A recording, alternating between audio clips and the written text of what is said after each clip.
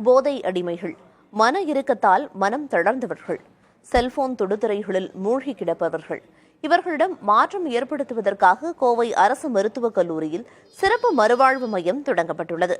அதன் செயல்பாடுகள் என்னென்ன பார்க்கலாம்.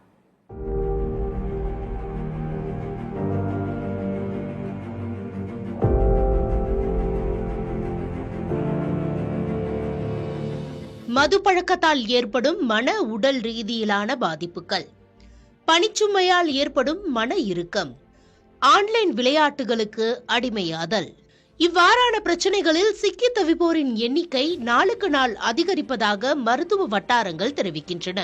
இதன் காரணமாக மனச்சோர்வு, ஆளுமை இயல்பில் மாற்றங்கள், மன சிதைவு, தற்கொலை எண்ணம், நரம்பியல் அறிவாற்றல் கோளாறு போன்ற பிரச்சனைகள் ஏற்படுகின்றன. இவ்வாறானவர்களின் நலன் கருதி கோவை அரசு மருத்துவக் கல்லூரி மருத்துவமனையில் கலங்கரை என்ற பெயரில் தனி சிகிச்சை பிரிவு உருவாக்கப்பட்டுள்ளது.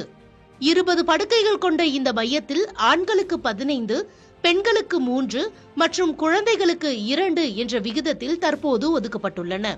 இதற்காக மருத்துவ ஆலோசகர் நியமிக்கப்பட்டுள்ளார். சிறப்பு நூலகம், விளையாடுவதற்கு சதுரங்கம், கேரம் போன்ற பொழுதுபோக்கு அம்சங்களும் இந்த மையத்தில் வழங்கப்பட்டுள்ளன. இதுபோன்ற மருத்துவ முறைகளுக்கு தனியார் மருத்துவமனையில் ஆயிரக்கணக்கில் பணம் செலவாகும் நிலையில் இங்கு இலவசமாக சிகிச்சை அளிக்கப்படுகிறது. போதை பழக்கத்தில் இருக்கிறவங்க அதில் நம்ம அட்மிட் பண்ணி அவங்கள ட்ரீட்மெண்ட் கொடுத்து அவங்கள வெளி கொண்டு வந்தால் கூட திருப்பியும் அந்த பழக்கத்துக்கு போகிறதுக்கான ஒரு சூழ்நிலை இருக்குது.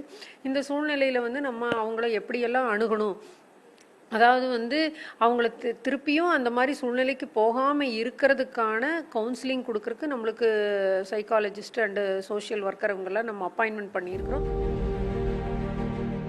மொத்தம் 21 நாட்கள் என்கிற அடிப்படையில் இந்த மருத்துவ ஆலோசனை மற்றும் சிகிச்சை கொடுக்கப்படுகிறது.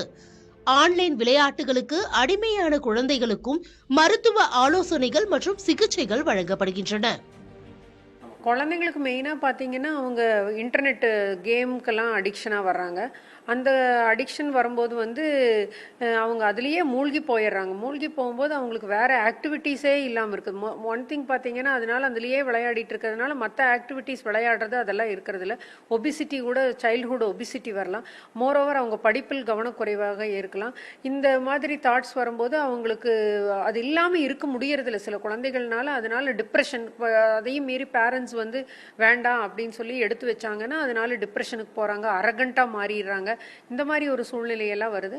அவங்களையும் நம்ம இந்த மாதிரி நம்ம ட்ரீட் பண்ண முடியும். இங்கு சிகிச்சை பெறுபவர்கள் வீடு திரும்பிய பிறகும் முறையாக வாராந்திர அடிப்படையில் தொடர்ச்சியாக கண்காணிக்கப்படுகின்றனர். மன இறுக்கத்தில் இருப்பவர்களை அரசு மருத்துவமனையிலேயே கிடைக்கும் இதுபோன்ற இலவச சேவைகளை பயன்படுத்தி மீட்டெடுக்க வேண்டும் என்பது மருத்துவர்கள் ஆலோசனையாக உள்ளது.